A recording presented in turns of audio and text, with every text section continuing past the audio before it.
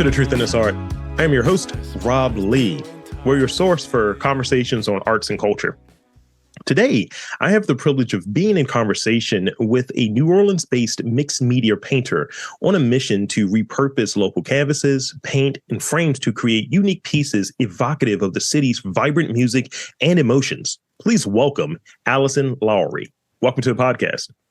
Hello. Thank you for having me, Rob. I really appreciate it. And I'm excited to kind of delve into your questions. Yeah, absolutely. This is totally a treat. New Orleans is a second home for me, as I've mentioned earlier. And so it's always great to chat and learn more about folks that are in the scene down there. I love that. Well, yeah, I definitely, there's a lot of similarities like we were talking about between Baltimore and New Orleans. So hopefully, your people from Baltimore listening to this will really, if they've never been to New Orleans, they'll catch some similarities. I'll be excited to see what they'll put together. Yeah, totally.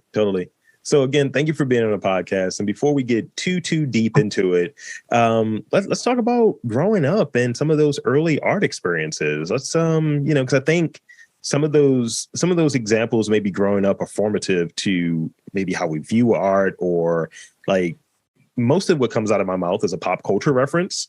And it comes from me watching way too many action movies when I was a kid. That's part of me.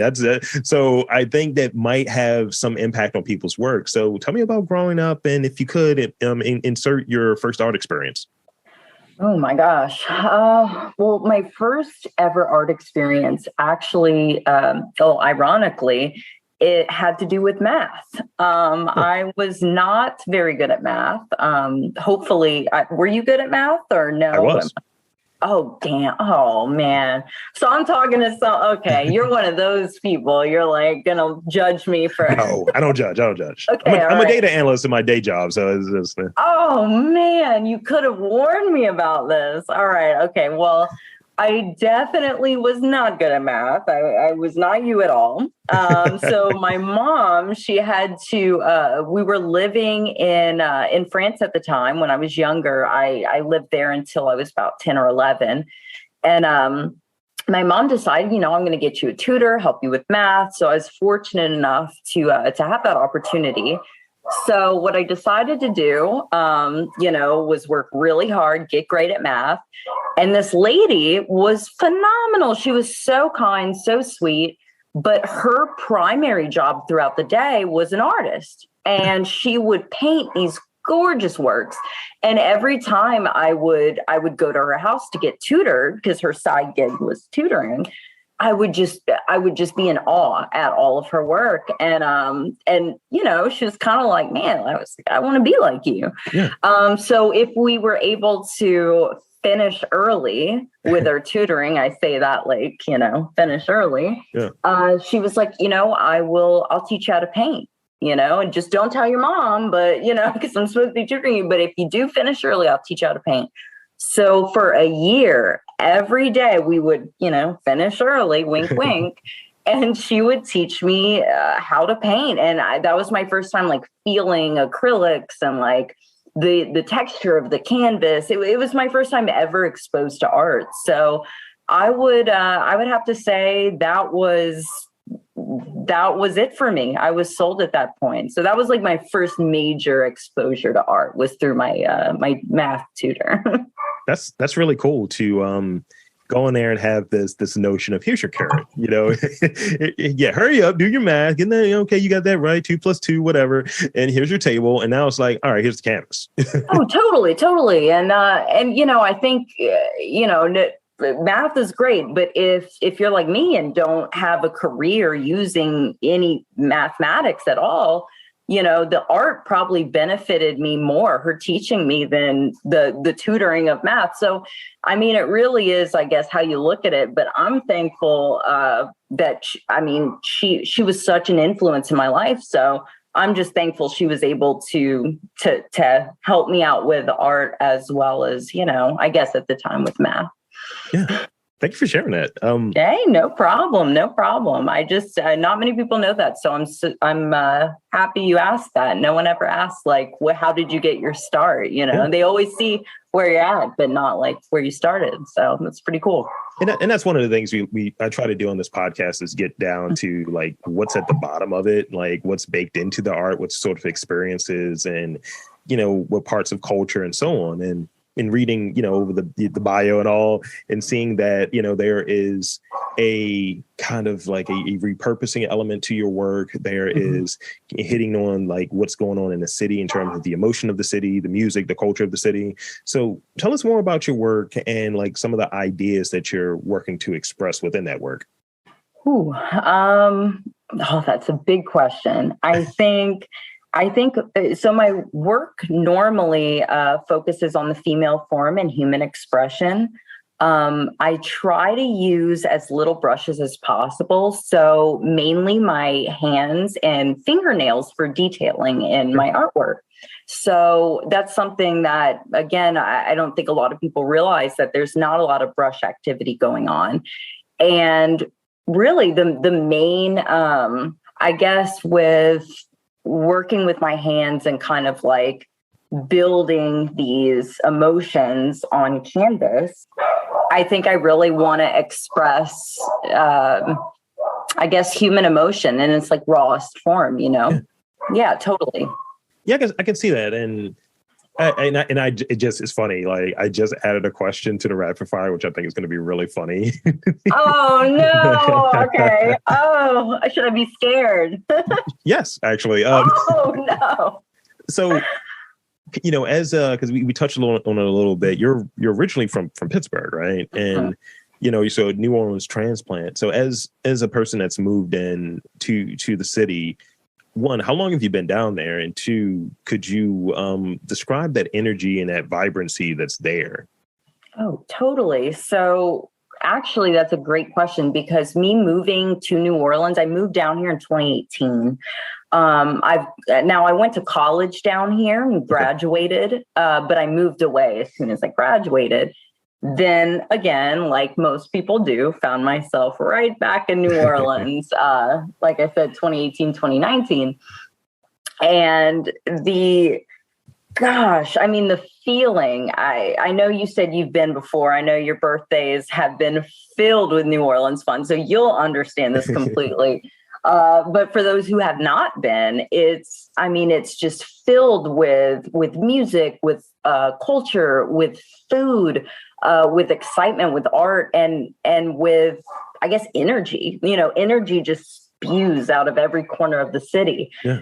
And it's something that I really try to capture in the work that I do. So in a lot of stuff that you see me do, it's full of color, it's full of emotion, it's full of and good and bad emotion. Sure. It's just your heart and soul on a canvas. So I would say when you see my work, it's very similar to the energy of the city. It's hectic, it's crazy, it's colorful, frenetic. Yes, exactly. It's everything all in one. So I would say that's just a little taste of New Orleans, and you can definitely see that radiating from anything I do. Yeah, it's there are certain places I feel like within Baltimore, I make a walking practice part of what I do, keeping a notepad on me just to see when ideas hit me. And when I go down there, it's always something I'm leaving with. But now recognizing that that's a thing that I do, I think most travel, I get that. But definitely if that was, and maybe it's a little idolatry here, but that is like my creative mecca. You know what I mean? Like I go down there, I need to, because it's this juxtaposition. You got the saints and sinners, literally. Literally, yeah. And it's like this duality that I feel like I have. So it definitely relates. And it's like, I can go here to a church and then I can go gambling, and it's great. And then you encounter just people who are great down and who have an interesting story. And you're like, man, I just want to be embedded in this in a deeper way because I feel like I'm being influenced. I feel like I'm getting just different stories and different ways of looking at things. And you know, it's going to be a series of interviews coming up sooner or later. That's down there. I can see it. That is fascinating, Rob. That is absolutely fascinating. I am blown away that like your influence of even like bringing all of your creative ideas that you've gathered from New Orleans and bringing them to Baltimore for your podcast.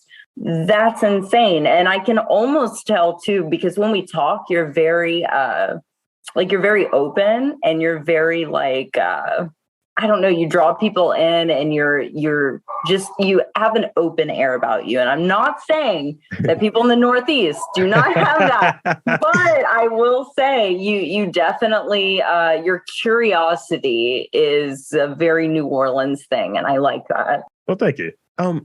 I want to know this. This is a little bit of an odd question, but I think it's still an interesting one. And it's a nice segue from what I was just touching on. Tell me about any uncommon sources of inspiration, because we always hear about who are your influences and people say, you know, painters or this or that. I'm really interested in when someone is like someone may be a guitarist and it's like, I like Tarantino. He makes me a better guitarist somehow. And I'm like, explain. So that's what I'm looking for. Some of those like uncommon sources of inspiration or things of that sort. Oh, wow. Well, I definitely have some uncommon sources of inspiration. I like bone collecting. Huh? And yeah. No. Where's Denzel at? So I'm a big fan of collecting like bones and and animal bones. By that I mean, and like old oddities and tarot cards and things that have so much history behind them. And what gives me inspiration is even like the back of like, oh my gosh, I went to Aruba recently and I bought this like old early 1900s tarot card deck. Yeah. And the art on each of, you know, whether you believe it or not, like that to each his own, but the art on each of the cards was so stunning. So it's things like that truly give me inspiration. I try not to look up to people more than just, you know, stuff that people have done or creations or oddities or just strange things that, you know, people might overlook, but definitely, you know, oddities, obscurities, and animal bones give me all of my inspiration. I know I'm sure you didn't see that one coming, but from this like tiny blonde girl, but you know, you'd be surprised. I know people surprise you. They do. There's a place that up here in Baltimore. When you come and visit, I'll have to show you. It's they've been on here, so you have a chance.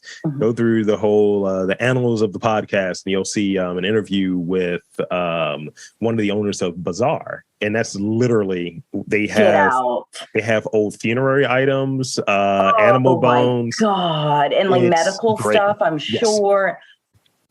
Oh, and they have a shop in Baltimore? Yes. The Bazaar, you said? Yeah, it's just called Bazaar Baltimore.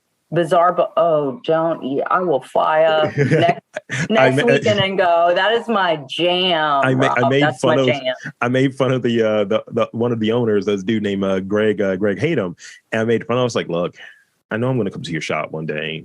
I don't want to be taxidermied. I'm just letting you know.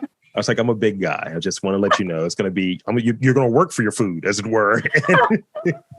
They'll get the giant, the 6'4" giant of a man. It's just a golem. There's some weird shit in those places. Like It's totally a place for inspiration, though. Totally. Highly recommend. Yeah, you could just make like a backstory of now suddenly you're doing something from like the Hellboy comics or what have you. Oh, absolutely. Definitely want deep cuts there. So I read that every piece of your work is upcycled and one of a kind, so unique. Why was this kind of being upcycled and maybe bringing life into something that otherwise people thought was done important for you? Wow. I think that my primary goal in using upcycled things is, it's the fact we live in a very like throwaway culture. You know, it's like, okay, well, even in dating, you're done with your relationship in 5 years, like swipe right and move on to the next. It's very, and I'm not saying that's not warranted sometimes, but it's also just a quick, instant gratification, throwaway culture. Use an item once, throw it out, throw it in the garbage. Who cares? A new car, when yours is not the newest thing. 5 years, throw it away, get another one. So to me, that idea has always been a little bit sad to me. And I've wanted to take things that might be trash, might be thrown away, might be in a dumpster, and make it last longer, give it new life, breathe new life into it. Take something that, someone overlooked, and breathe new life into it. And, and I'm a very I'm pro underdog. I was super bullied in high school. I'm sure we all have experiences with that. And that's another thing that kind of got me really inspired into breathing new life into something that maybe people didn't see value in. So for me personally, I like to see things and imagine what can I create out of this to make it more confident, to sparkle it up, to have it stand out, and have people really see this is what was beneath what you were trying to throw away, Yeah. So yeah, it's a neat thing that I'm just super passionate about, super passionate about. I dig that. I love that. I hear, and I think that notion you mentioned earlier, it's been such an idea that's embedded in our culture that, throw away something when you're done. And it's interesting, this notion where it's gone from the tangible, the things, to the people, what have you. You can't really throw away people. And, I've had friends, it's why are they still friends with you? Or why are you still, it's you can't throw away people. Your friends are your friends. And you may spend less time with them, but you don't just throw away people. That's a trait that I think is very odd and dehumanizing. You don't have to invest, but this notion of actively, I'm done with you, and you need to know that you trash. I don't really like that. No, I don't like that either. And I feel and obviously not everyone feels this way. Not everyone's like that, but I find more often than not, especially in, my age group, I'm 30, and I'm seeing so many people, of course you see on Instagram, the passive aggressive, if they're not for you, be done with them, cut them off, all those petty little passive things.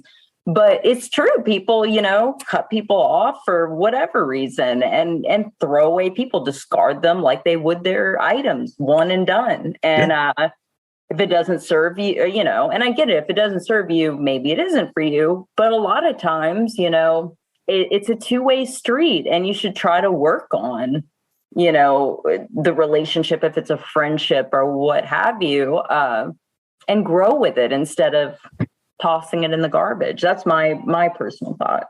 Yeah. And to expound upon it, I think, if you look at art, whereas art, it's one of those things where it's meant to be maybe passed down. It's meant to be handed off. So for something like a canvas, a paint, whatever, to just be I'm done with this now. It's you can get more use out of this. You can do this in a different way.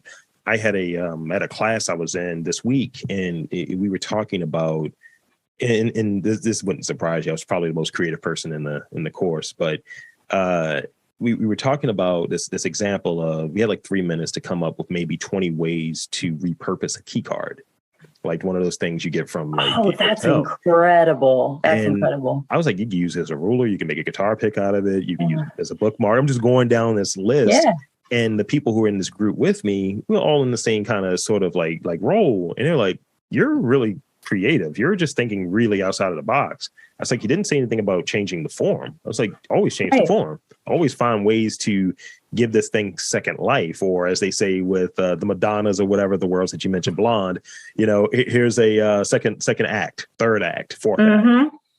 I love that. And I love that again, even with what you've accomplished with your podcast and how creative you are in bringing out things that no one has even asked about people before. That shows that you're able to take what might look ordinary and put together a million different ways to use it. I mean, that's part of your creativity. And I think it's beautiful. I wish more people tried or wanted to try to do that, but it's not for everybody. It's all for me. And as long as I get paid off of each well,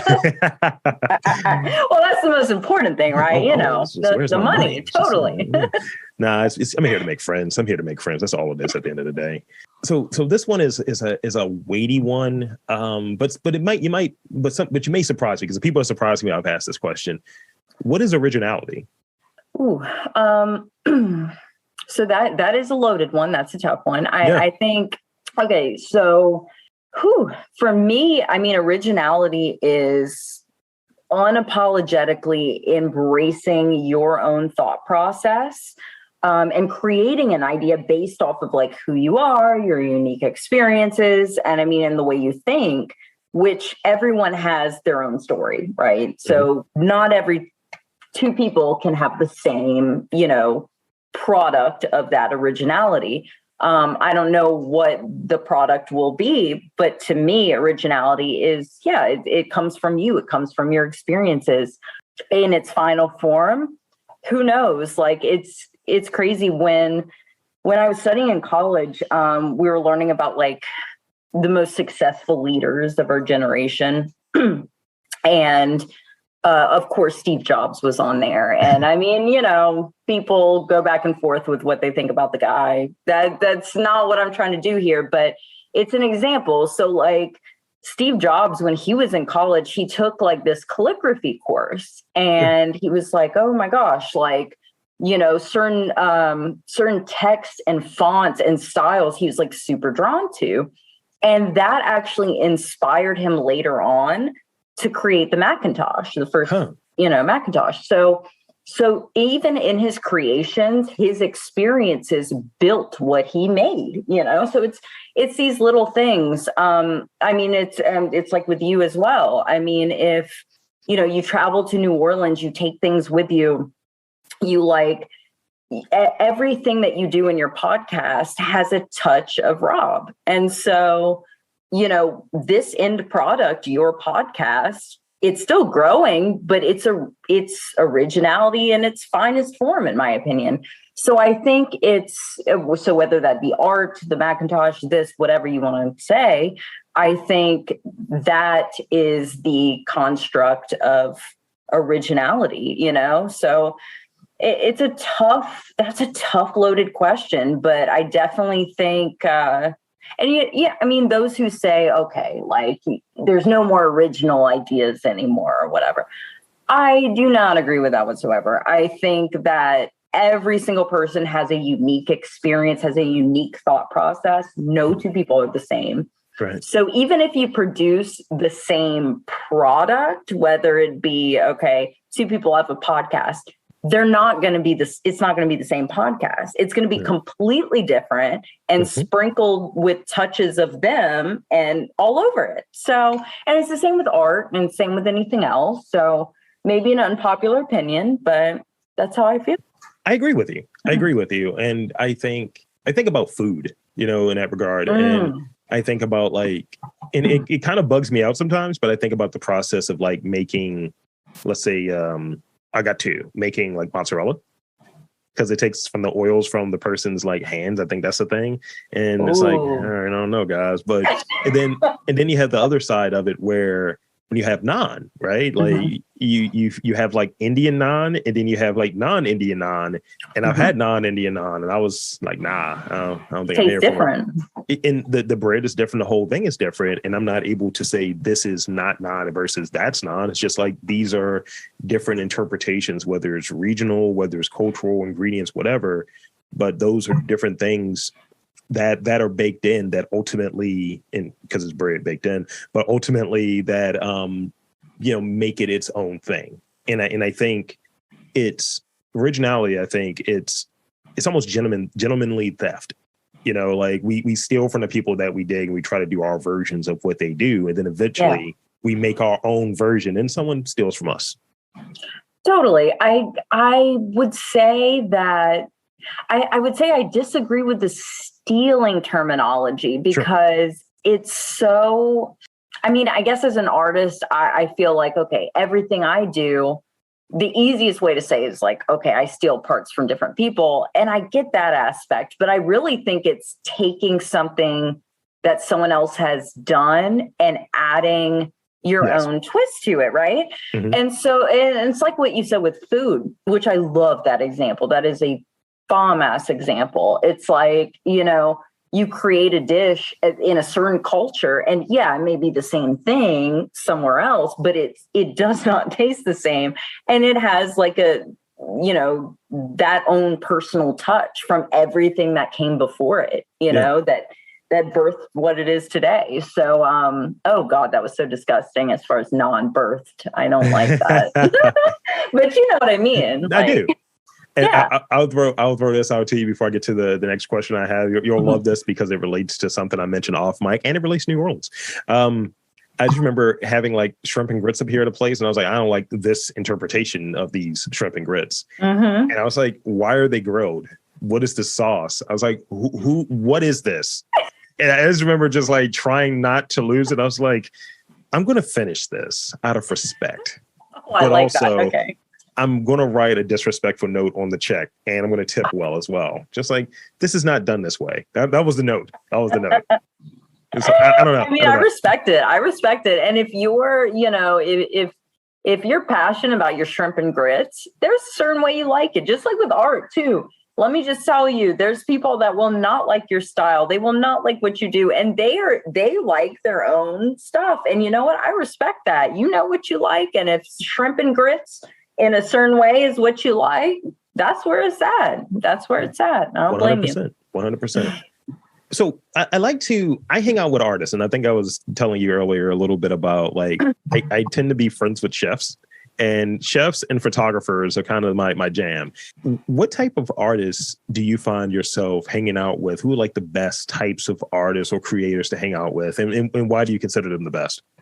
Oh, man. Chefs is a really good one. I respect that. Not only because of the food you might be able to get when you hang out with them, but for many other reasons. I think for me personally, writers 100%. Hands down. And I say that because, you know, they have a way of observing the world and listening to everything around them more than talking. And I love that aspect to them. And you know, they paint these beautiful pictures with words. I mean, it makes for a phenomenal night of conversation. A phenomenal relationship where you have like constant communication and like effective communication with someone. And yeah, most of my friendships are with writers, I would have to say. It's like, you know, just the way that they see the world and the way that they observe the world. It's so impressive to me. One of my best friends, she's a writer in Philadelphia. Nice. And yeah, in Philly. But she's awesome. She's a newspaper writer and an editor, and she writes poetry on the side.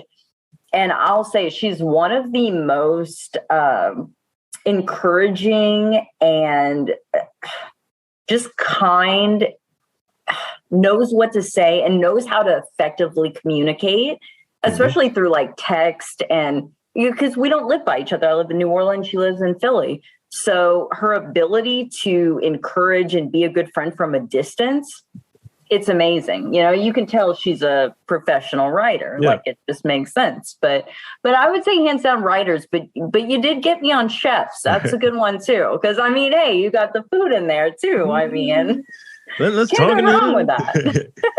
Yeah, I mean, photographers are up there for me as well. And then I think in a similar way to how you describe like writers, I think like I do a movie review podcast outside of this. And I've had on several people who are photographers and just getting their insight on what did you see in this movie? And it's like, well, I'm looking at it from this perspective. And it's like, oh, it's a really interesting conversation. And we can get deep into the weeds in that sort of way. And I would imagine the same thing applies for like writers in that way. So like, maybe writers and photographers need to hang out a bit more. Maybe that's what we're kind of getting here. I think so. I think that would make a incredible duo right there. And it's interesting you said photographers, because especially if you're like reviewing movies or anything that's captured in a moment, I mean, they could probably go back and take by take, tell you what they're interpreting, and it gives you a whole new light. It's like they're giving you goggles to see the world in colors like you've never seen,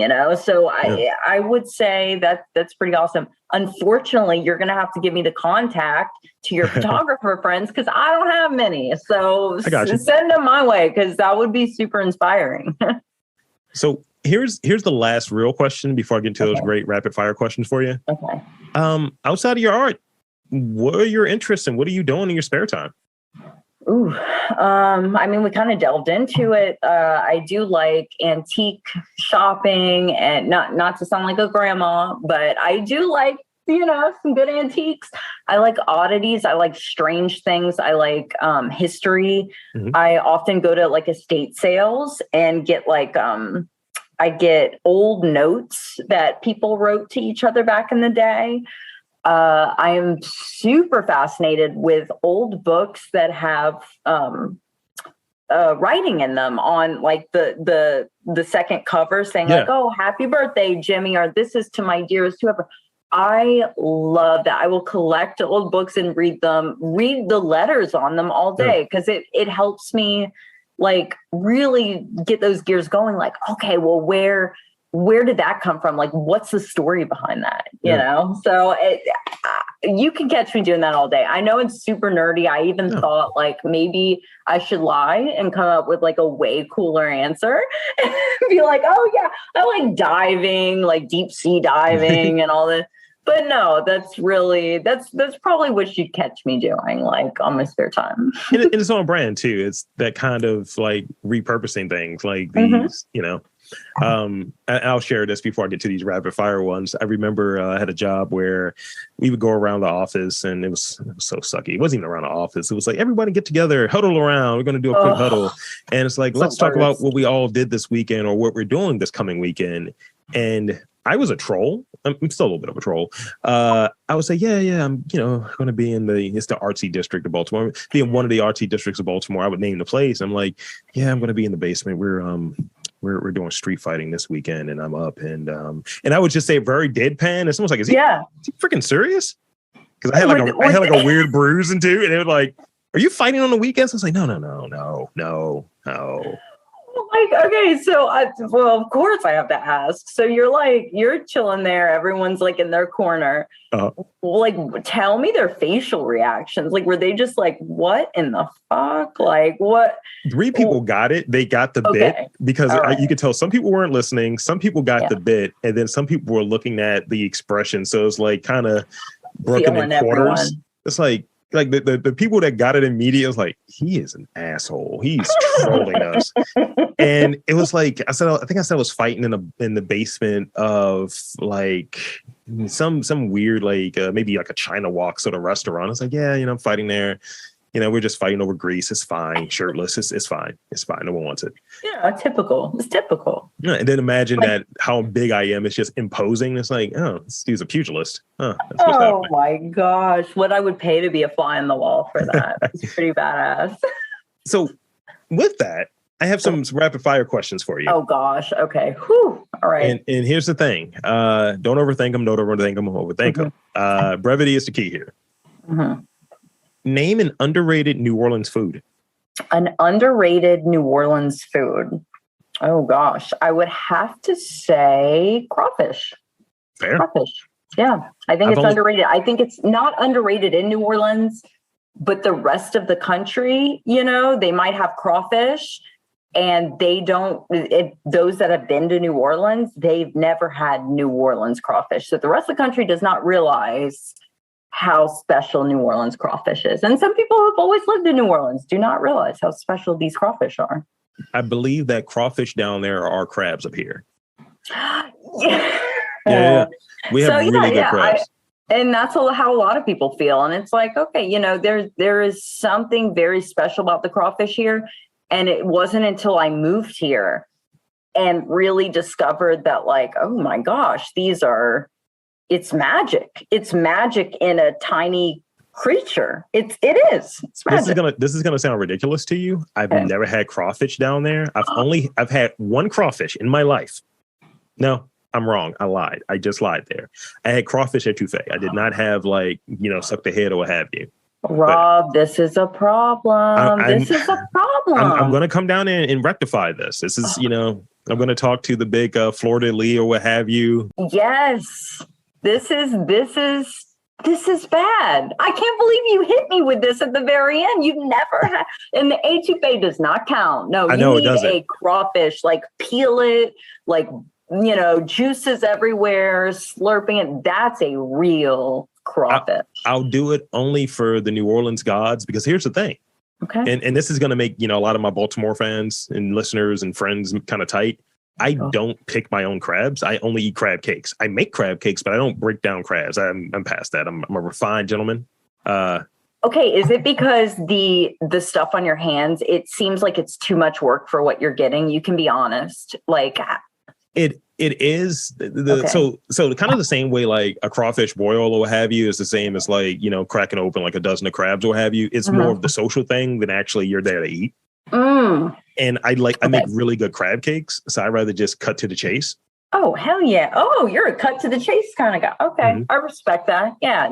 No messing around. Just get to the point. I get it. No shellfish foreplay. That's just what that is. It's just like right to it. Who needs that?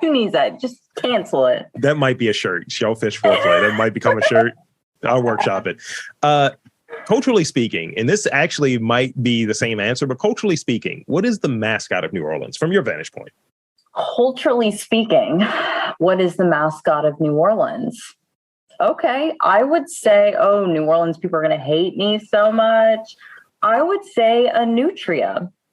Those big rats, the rat-looking things that look like possums almost. And I know that's not badass. I know that's not what people want to hear.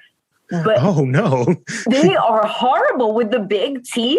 Yes, it's terrible. It's literally horrible. And I would say that is the mascot. You know why? Because they're everywhere. They're an issue. That is the automatic thing I think of. I wish I could say alligator or something a little cooler. But no, it is those big ass rat things. I'm sorry. That's just period. That's what it is. I mean, an alligator is my favorite animal, by the way. I have a chance to refine that answer, but that's what you're going to get. Nutria, some Nutria sausage coming up soon. Right? Oh, and did you know in Louisiana, if you cut off the tail, you get money. Ooh. For it. So because there's such a problem, if you cut off the nutria's tail and sell it, you can get like $15 for every tail. That I know. I have a goal.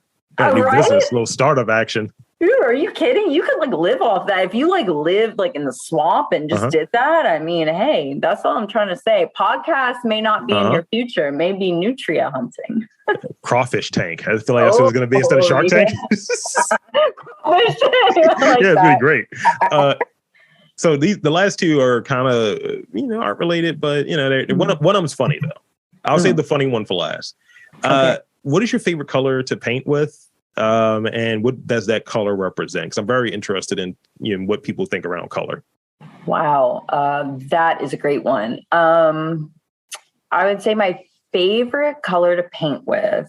Ooh, you see, my first instinct was to say white, but that alone, you need other colors to make white what it is, really.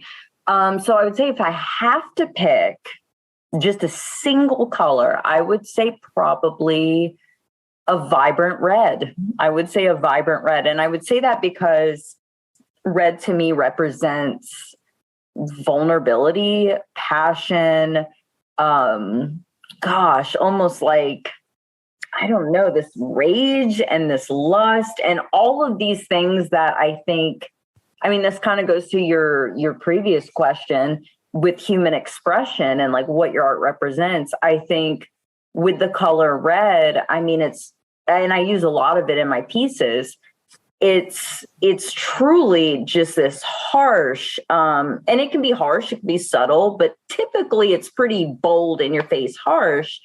And it represents everything we like shy away from as like people, right? Like we don't want to look at ourselves in the mirror and say we feel jealousy, or we feel, lustful, rage, or all these things that like red represents. And so I think using it in my pieces, it's kind of like, okay, well, it's in your face, it's there, you're looking at yourself in the mirror, and it could be portrayed as something beautiful, even though it's a negative emotion, or it's tied with a lot of negative emotion. Red is something that's stunning to use. So I would say vibrant red, and even to all the way to dark red. So red all the way around. Thank you. This is the last one I got for you. In working as much as you do with your hands, how much lotion or hand cream do you buy? Oh my God. This is so humiliating. I don't buy any. I know. Oof. Oh my gosh. Oof. I knew I would get this reaction. I don't buy any. Listen, not a single drop of lotion. And it's disgusting. Like when you come down to New Orleans and we hang out, you will see my nails are just caked. I know, it's so disgusting. They're caked with stuff. They're dry. I mean, I neglect my hands so much, and I shouldn't. So thank you for bringing this to light at the end. It's so bad. It's so bad. I do need lotion. I do. I mean, one of the goals that I had in, 2022 was to do my damnedest not to be an ashy podcaster. I know a few, and I don't want to travel in their circles. So, oh my God. So with that, I want to, one, thank you for being on this podcast. And two, I want to invite and encourage you to tell the fine folks where to check out your work and to follow you on social media. The floor is yours. Oh my gosh. Well, yeah, I mean, thank you so much for having me. And I've enjoyed this so much because, like I was telling you earlier, Baltimore's a place I definitely want to go in the future. And it's a place that I think has a lot of history, a lot of culture, much like New Orleans. So I think there's a lot of similarities there. And like I said, biggest Matisse collection in the world. Hello. Like, are you serious? How do more people not know about this? So I definitely think I will be checking it out. And I'm so grateful we were able to chat and like connect. And yeah, I mean, just thank you so much for having me. It's been such a pleasure. Absolutely. Thank you so much. And what's that social media? Do you remember? You want to pitch that? Totally. So my social media, it's going to be Alison_Lowery_art. And this is where it gets really crazy for people because you can spell Alison a lot of ways, but it is ALISON, one L, you know what's up. And then, and then Lowery, LOWERY_art. And all my stuff's usually on there. So check me out. And there you have it, folks.